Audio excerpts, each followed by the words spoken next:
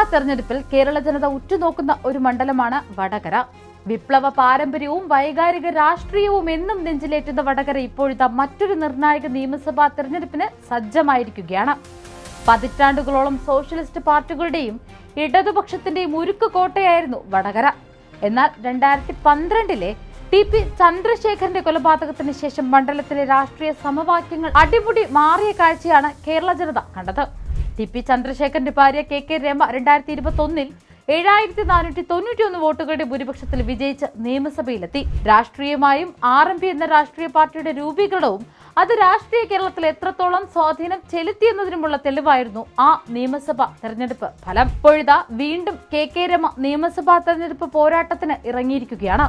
നിയമസഭാ തെരഞ്ഞെടുപ്പിൽ വടകരയിൽ കെ രമ UDF പിന്തുണയ്ക്കുന്ന RMP സ്ഥാനാർത്ഥിയായി കളം നിറയുമ്പോൾ നഷ്ടപ്പെട്ട വിപ്ലവ മണ്ണ് തിരിച്ചുപിടിക്കാൻ LDF ഇത്തവണ കളത്തിലിറക്കിയിരിക്കുന്നത് RJD നേതാവ് MK ഭാസ്കറിനെയാണ്. ഇത്തവണയും RMP കോൺഗ്രസ് ലീഗ് സഖ്യം ഒത്തൊരുമയോടെയാണ് രമയ്ക്കായി രംഗത്തുള്ളത്. സിറ്റിംഗ് MLA കെ രമ രണ്ടാം അംഗത്തിനായി വടകരയിൽ പ്രചാരണം ആരംഭിച്ചിട്ടുണ്ട്.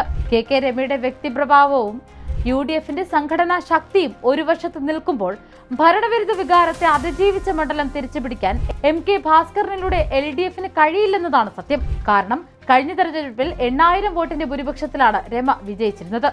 ഇത്തവണയും വൻ ഭൂരിപക്ഷത്തിൽ രമ ജയിച്ചു കയറുമെന്നാണ് RMPയുടെയും UDFന്റെയും പ്രതീക്ഷയല്ല, അത് വാസ്തവമാണ്. അതേസമയം ഇത്തവണ കെ രമ നിയമസഭാ തെരഞ്ഞെടുപ്പിൽ മത്സരിക്കുന്നത് ഫുട്ബോൾ ചിഹ്നത്തിലല്ല, പകരം കിട്ടിയത് ടിപിയുടെ ടെലിവിഷൻ ചിഹ്നമാണെന്നതാണ് മറ്റൊരു പ്രത്യേകത.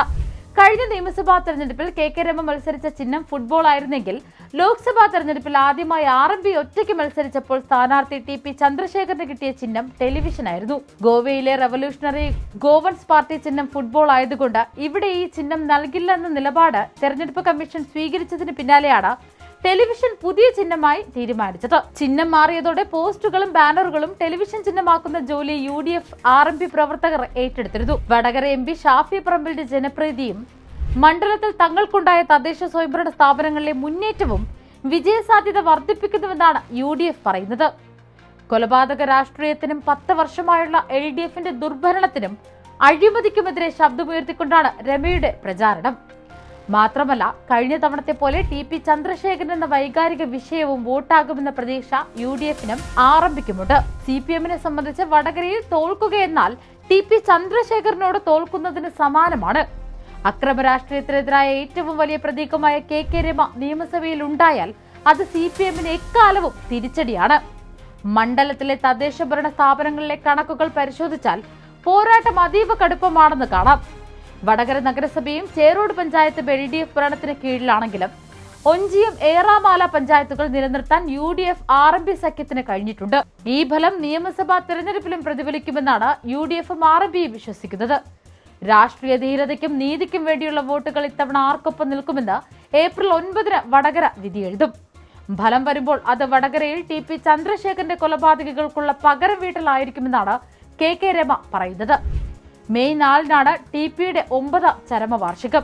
ഈ ഫലം നിയമസഭാ തെരഞ്ഞെടുപ്പിലും പ്രതിഫലിക്കുമെന്നാണ് UDFും RMPയും വിശ്വസിക്കുന്നത്. രാഷ്ട്രീയ ധീരതയ്ക്കും നീതിക്കും വേണ്ടിയുള്ള വോട്ടുകൾ ഇത്തവണ ആർക്കൊപ്പം നിൽക്കുമെന്ന് ഏപ്രിൽ 9 വടകര വിധിയെഴുതും. ഫലം വരുമ്പോൾ അത് വടകരയിൽ ടി.പി. ചന്ദ്രശേഖരന്റെ കൊലപാതകികൾക്കുള്ള പകരം വീട്ടലായിരിക്കുമെന്നാണ് കെ രമ പറയുന്നത്. മെയ് 4 ടിപിയുടെ ചരമവാർഷികം. ഈ ദിനം ടിപിക്കുള്ളതാണെന്ന് കാണിച്ചു കൊടുക്കുകയാണ് കെ രമയുടെ ലക്ഷ്യം. കൂടുതൽ വാർത്തകൾക്കും വിശേഷങ്ങൾക്കും ഞങ്ങളുടെ channel like, share and subscribe ചെയ്യുക. കൂടാതെ സബ്സ്ക്രൈബ് ബട്ടണിലെ ബെല്ലൈക്കൻ ഇനേബിൾ ചെയ്യാനും മറക്കരുത്.